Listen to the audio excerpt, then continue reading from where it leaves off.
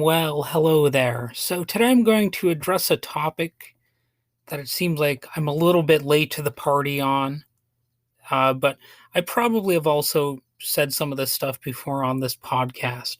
So the main question is what can, Democrats and progressives do to win in more conservative states?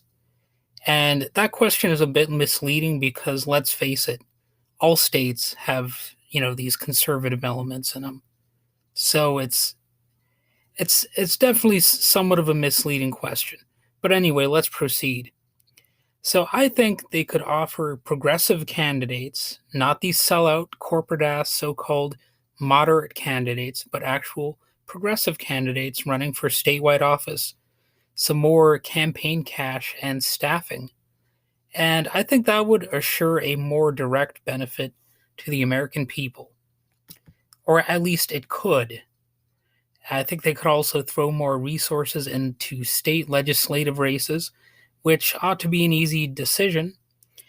In previous recent elections, Democrats could have made bigger gains in state houses, but in a lot of cases they didn't, because, in my opinion, they've held back on proper campaigning and on delivering more material benefits to voters over the years. So when the Republicans saw an opportunity, they responded by recruiting and training candidate after candidate for the legislative races. And they might be absolute nutcase candidates, but candidates nonetheless. This is what Politico said in November of 2020.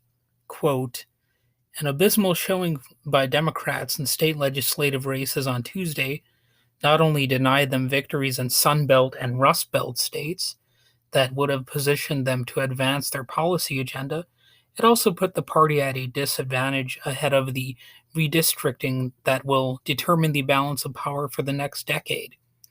The results could domino through politics in America, helping the GOP drop favorable congressional and state legislative maps by ensuring Democrats remain the minority party in key state legislatures.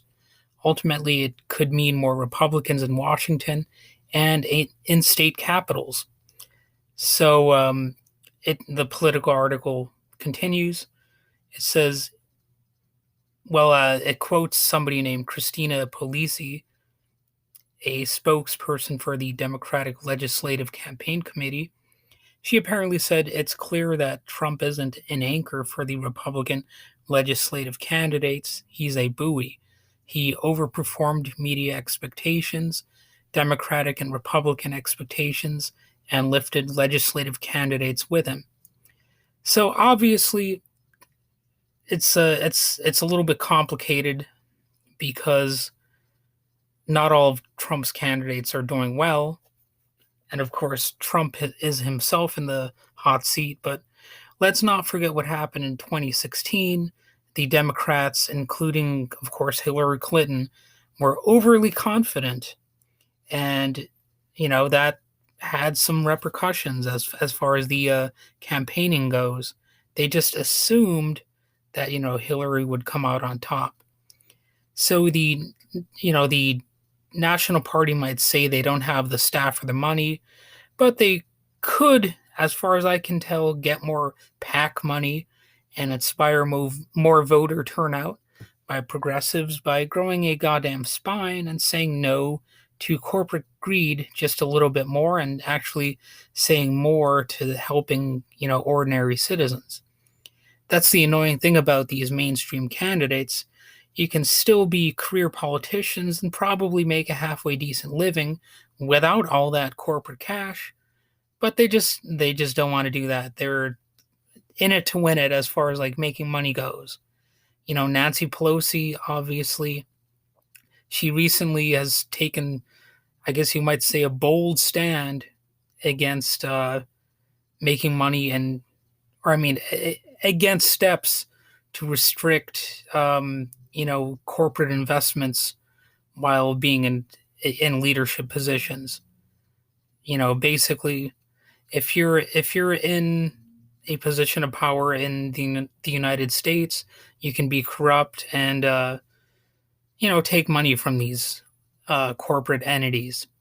So Dems talk about the need to come together as a party, but then they all too often come together against the progressive candidates, and maybe not 99.9% of the time, but definitely far too often.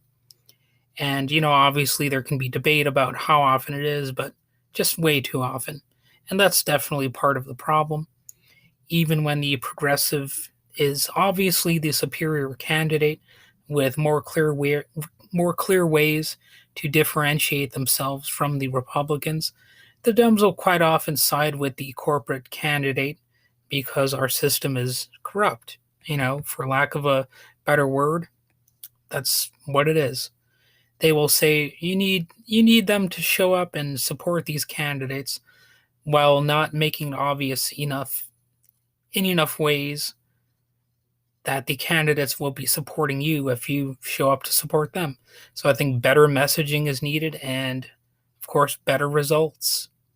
So supporting progressive Democrats and state and local candidates, as well as local and state campaigns, could go a long way toward mitigating that problem. I also think the decline of democracy is all but totally imminent, because the Democrats have dragged their feet over the years when it comes to real change and simply have suppressed their own turnout by behaving just way too much like Republicans. So it makes it so people like myself are less likely to show up, to support them. And if you want evidence of this, look at all the wars they've supported over the years, including the drug war. Plenty of Democrats actually, at least initially, supported the Iraq war, and then they started, to kind of act like they never did. Then you had the militarization of police over the years, mass incarceration, and Dems like Hillary and Obama even dragged their feet regarding slam dunk liberal issues like marriage equality. And they only said they are for it when it finally seemed safe for them politically to do so. So I think their spinelessness has really cost them over the years. In the name of being cautious, they have basically lost voters, and it's had consequences. And for more recent evidence, look no further than Nancy Pelosi backing the anti-abortion candidate Henry Cuellar and Texas over the pro-choice Jessica Cisneros at a time when Roe versus Wade was repealed and actually gave progressive voters a more urgent cause to show up and vote for. However, due to Pelosi's endorsement, Cuellar won in that primary, most certainly because he was also the more corporate candidate. So, that's Nancy Pelosi for you. That's her showing her true colors. And the Democratic National Committee, or the DNC, could provide volunteers in a number of ways, including by fielding candidates for office, and support their efforts with data analytics and organizing guidance. And they are doing those things to an extent, but I don't think they're really geniuses at it exactly. However, Democrats will instead spend a lot more time, I think, criticizing voters like me if I note things like Hillary Clinton running an almost invisible campaign in the state of Michigan in 2016. She barely made her presence known there, and that helped Trump win with those extra 16 electoral college votes. And no doubt similar failures could be noted elsewhere in her campaign. I'm really only bringing Michigan up because that's my state, but I'm sure it happened elsewhere too. That's not just me bashing Hillary, by the way. It's more simply about stating a basic fact about what happened in my state. It's embarrassing that it went to Donald Trump, but that actually was not just Donald Trump's fault. In fact, objectively, it's more to his credit that he led a better campaign over here. If you want to put the policy aside and just look at, the whole campaigning dynamics, well, he did a better job of it. Similarly, it was definitely risky for Democrats to give the primary to Joe Biden in the 2020 election, and frankly, he really only managed to win because he was not Donald Trump, because obviously plenty of voters were actually sick of him by the time 2020 rolled into town. To be fair, Biden has not been as bad as I personally thought he would be. And I think that with the abortion issue motivating liberal and progressive turnout and a few actual key policy wins, the Democrats will probably see a consolidation and an increased number of Democratic victories, however slight, at least in the Senate, which will lead Republicans to ask the same old questions of themselves. Can you gerrymander your way into power?